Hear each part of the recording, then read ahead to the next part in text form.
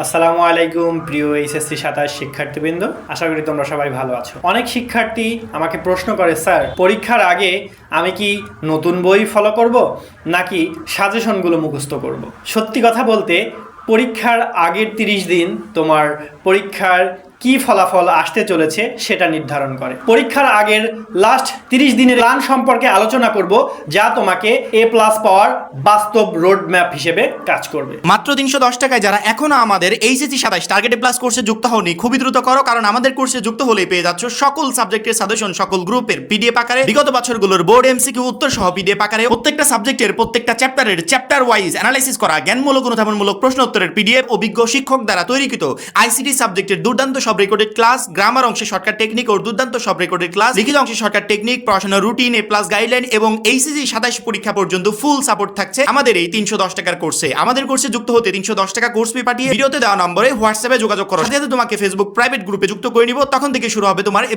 প্রস্তুতি। চলো কথা না বাড়িয়ে ভিডিওটি শুরু করা যাক। Day 30 to 21 build your strong foundation. প্রথম 10 দিনের লক্ষ্য হবে সিলেবাস সম্পূর্ণ নিয়ন্ত্রণে আনা। যেমন পুরো সিলেবাস একবার শেষ করা, গুরুত্বপূর্ণ অধ্যায়গুলো আবার পড়া, যেসব টপিক বারবার ভুল হয় সেগুলো আলাদা খাতায় লিখে রাখা, প্রতিদিন অন্তত 3 থেকে 4 ঘন্টা লিখে লিখে প্র্যাকটিস করা। মনে রাখবে, শুধু পড়লেই কিন্তু হবে না, লিখে লিখে প্র্যাকটিস করতে হবে। কারণ পরীক্ষার হলে নম্বর দেওয়া হয় লেখার উপর ভিত্তি করে।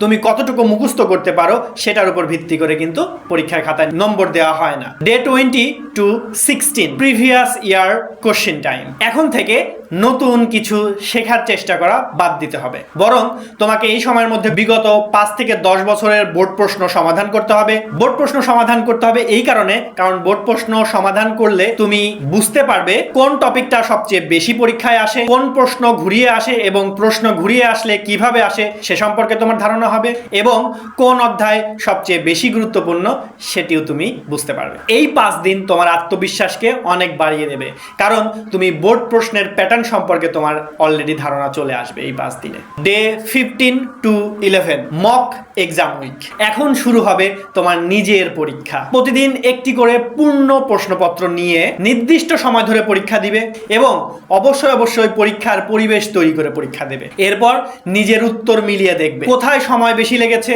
সেটার জন্য তুমি একটা স্টপ ওয়াচ ব্যবহার করতে পারো। এক সেট সৃজনশীল লিখতে তোমার কতটা সময় লাগছে সেটা তোমার ধারণা চলে আসবে। কোথায় ভুল হচ্ছে সে সম্পর্কে ধারণা চলে আসবে এবং যেখানে ভুল বেশি হবে সেই জায়গাটাতে বেশি এফোর্ট দিতে হবে। Day 10 to 6 fixed your weakness. এখন এই সময়টাতে সকল বিষয় সমানভাবে পড়ার কোনো প্রয়োজন নেই। এই সময়ে শুধু পড়বে দুর্বল অধ্যায়গুলো, ভুল করা প্রশ্নগুলো সমাধান করবে, কঠিন প্রশ্ন সমাধান করবে, গুরুত্বপূর্ণ সংজ্ঞা, টেবিল, চার্ট, ইকুয়েশন এইগুলো নখদর্পণে আনবে এবং বারবার রিভিশন দেবে। অনেকেই এই সময় শুধু নোটস খুঁজে, আসলে এটা কিন্তু সব থেকে বড় ভুল। এই সময় নোটস খোঁজা যাবে না। এই সময়ে তোমার যে বিগত নোটসগুলো আছে এবং তোমার যে সমস্যার খাতাগুলো আছে সেই সমস্যার খাতাগুলো রিকভারি করতে হবে, সমস্যাগুলো সলভ করতে হবে। Day 5 to day 2 final revision. এই সময় পুরো সিলেবাস দ্রুত রিভিশন দাও। প্রতিদিন শর্ট নোট এগুলো পড়বে, ফর্মুলা পড়বে, গুরুত্বপূর্ণ তথ্য পড়বে, এমসিকিউ পড়বে, ক্রিয়েটিভ স্ট্রাকচার এগুলো পড়বে। কোনো নতুন বই এই সময় আর পড়বে না, নতুন কোনো শিক্ষকও নয়, নতুন কোনো সাজেশনও নয়। অনেক শিক্ষার্থী আছে পরীক্ষার আগ মুহূর্তে গিয়ে ইউটিউবে সে এতদিন একটা চ্যানেল ফলো করে এসেছে, পরীক্ষার আগ মুহূর্তে গিয়ে সে চ্যানেল পরিবর্তন করে বা টিচার পরিবর্তন করে অন্য টিচারের লেকচার দেখা শুরু করে। আসলে তোমাকে এই কাজটি অনেক আগেই করা উচিত ছিল। তুমি যেই শিক্ষকের ক্লাস দেখে অভ্যস্ত বা যেই শিক্ষকের ক্লাস তোমার ভালো লাগে সেই শিক্ষকের ক্লাসই তোমার A to Z ফলো করা উচিত। তুমি পরীক্ষার আগ মুহূর্তে গিয়ে ক্লাস পরিবর্তন করা বা টিচার পরিবর্তন করা এটি কিন্তু অনেকটা হার্মফুল। তো এই কাজগুলো করা যাবে না। ডে 1 পরীক্ষার আগের দিন। পরীক্ষার আগের দিন সর্বোচ্চ 8 ঘন্টা তুমি সময় পড়ালেখার পেছনে ব্যয় করবে এবং সেই সময়টাতে শুধু রিভিশন করবে। এরপর বই বন্ধ। বন্ধুদের ফোনে আতঙ্কিত আলোচনা করা যাবে না। সোশ্যাল মিডিয়ায় কমন পড়বে এই ধরনের স্ট্যাটাস দেখে বিভ্রান্তিতে পড়া যাবে না। শুধুমাত্র নিজের প্রস্তুতির উপর ভরসা রাখতে হবে এবং পরীক্ষার আগের দিন রাতে নিজের উপর বেশি চাপ দেবে না। শুধু অ্যাডমিট কার্ড, কলম, পেন্সিল, রাবার, স্কেল, ক্যালকুলেটর যদি প্রয়োজন হয়, এবং প্রয়োজনীয় যে ডকুমেন্টসগুলো আছে সেগুলো তুমি একটা ফাইলে ঢুকিয়ে রাখবে এবং পর্যাপ্ত পরিমাণ ঘুমাতে হবে এবং সকালে উঠে ফ্রেশ মাইন্ডে 2 থেকে 3 ঘন্টা সময় রিভিশন দিলে যে প্রশ্নগুলোতে তোমার ভুল হচ্ছিল সেই প্রশ্নগুলো একবার দেখে গেলে এবং কিছু ইকুয়েশন বা ফর্মুলা যেগুলো আছে ভুল হচ্ছিল বারবার সেইগুলো একটু দেখে যাবে। তারপর পরীক্ষার হলে চলে যাবে। পরীক্ষার হলে গিয়ে প্রশ্ন হাতে পাওয়ার প্রথম 10 মিনিট প্রশ্নগুলো A to Z পড়বে, ভালোভাবে প্রশ্নগুলো পড়বে।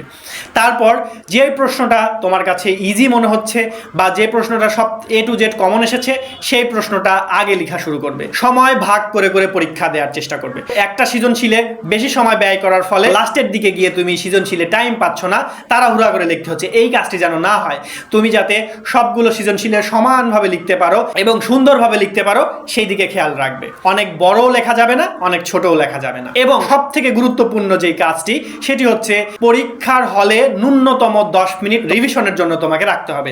কারণ অনেক শিক্ষার্থী আছে রিভাইজ দিতে না পারার কারণে তারা 5 থেকে 10 মার্ক তারা কম পাচ্ছে, কারণ তারা লিখেছে সবই ঠিকঠাক কিন্তু হয়তো তাড়াহুড়া করে লিখতে গিয়ে বানান ভুল করে ফেলেছে, অথবা ইকুয়েশনে কোথাও প্লাস মাইনাসে ভুল করে ফেলেছে, অথবা কোথাও স্কোয়ার দিতে ভুলে গিয়েছে। এই জন্য ন্যূনতম 10 মিনিট সময় হাতে রাখবে রিভাইজ দেওয়ার জন্য। এবং রিভাইজ দেওয়ার ফলে তোমার চোখে ছোটখাটো কিছু ভুল ধরা পড়লে সেই ভুলগুলো কিন্তু তোমার তখন অনেক কাজে আসবে। তো এই জন্য ন্যূনতম 10 মিনিট রিভিশনের জন্য সময় রাখবে। তো প্রিয় শিক্ষার্থীবৃন্দ, এই ছিল আমার এক্সামের আগের লাস্ট 30 ডেজ এর রোড ম্যাপ। আমি আশা করি আমার শিক্ষার্থীবৃন্দ যারা এই রোড ম্যাপটা ফলো করে চলবে তারা ইনশাল্লাহ পরীক্ষার হলে গিয়ে তাদের আর দুশ্চিন্তায় ভুগতে হবে না এবং ইনশাল্লাহ তাদের প্রিপারেশনটা হবে খুব গোছালো এবং A+ পাওয়ার যোগ্য। তো প্রিয় শিক্ষার্থীবৃন্দ, আজকের ভিডিও এ পর্যন্তই।